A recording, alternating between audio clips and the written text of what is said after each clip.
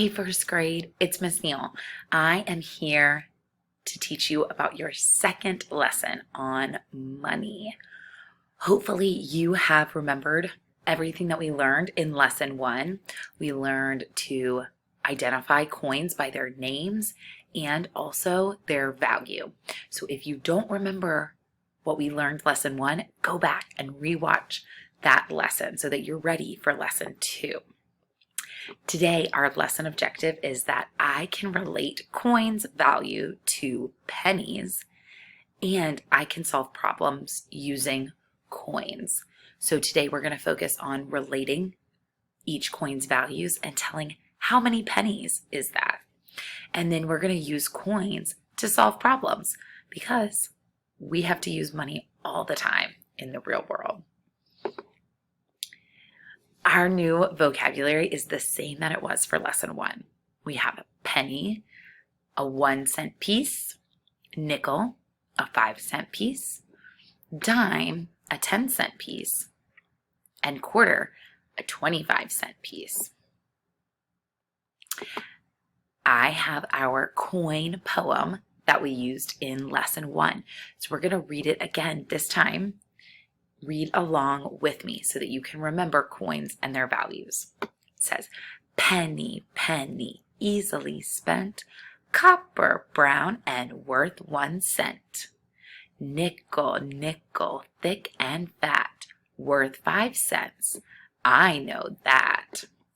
Dime, dime, little and thin, I remember you're worth 10. Quarter, quarter, big and bold, you're worth 25, I'm told. Okay, so I told you that today's objective, we're going to be relating coins' values to penny. So let's review. This is a penny. It is our copper brown coin, and it is worth 1 cent. So today we're going to use the penny to relate other coins' values too. So let's look at our other coins. What is this coin? That's right, it is a nickel.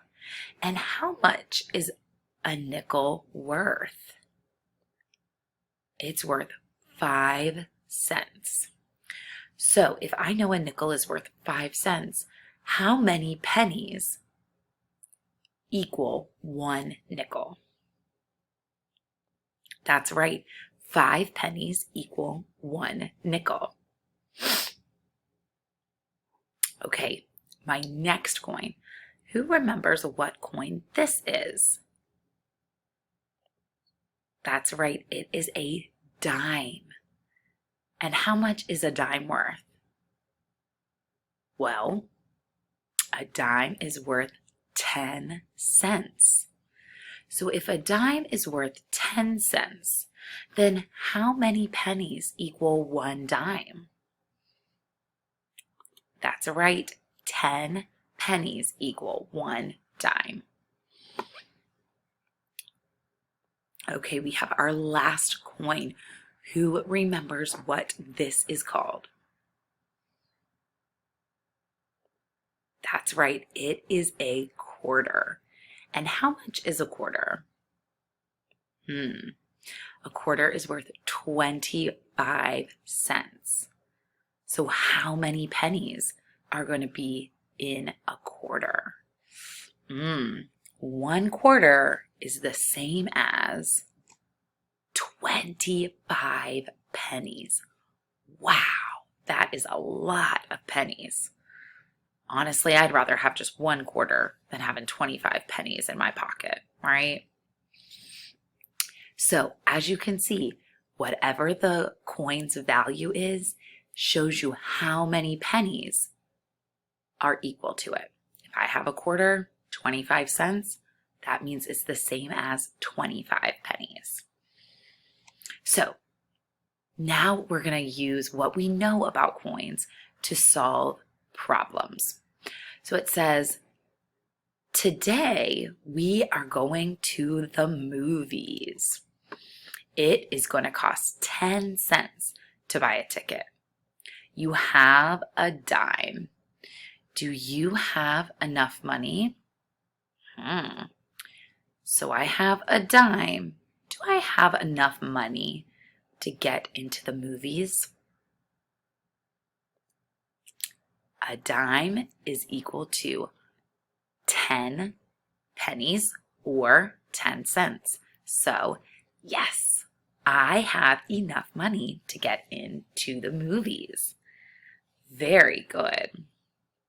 Okay, so we're in the movies, but at the movies, we want to buy popcorn. It costs 5 cents to buy. What coins could you use to buy the popcorn?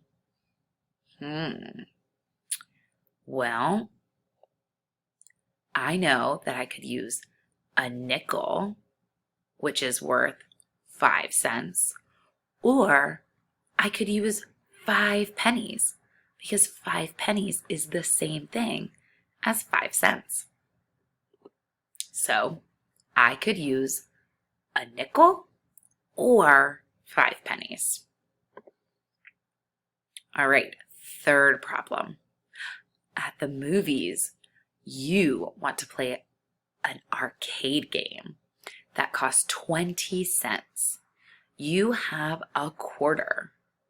Do you have enough money? How much is a quarter? And is it enough to pay for something that's 20 cents? Well, I know a quarter is 25 cents.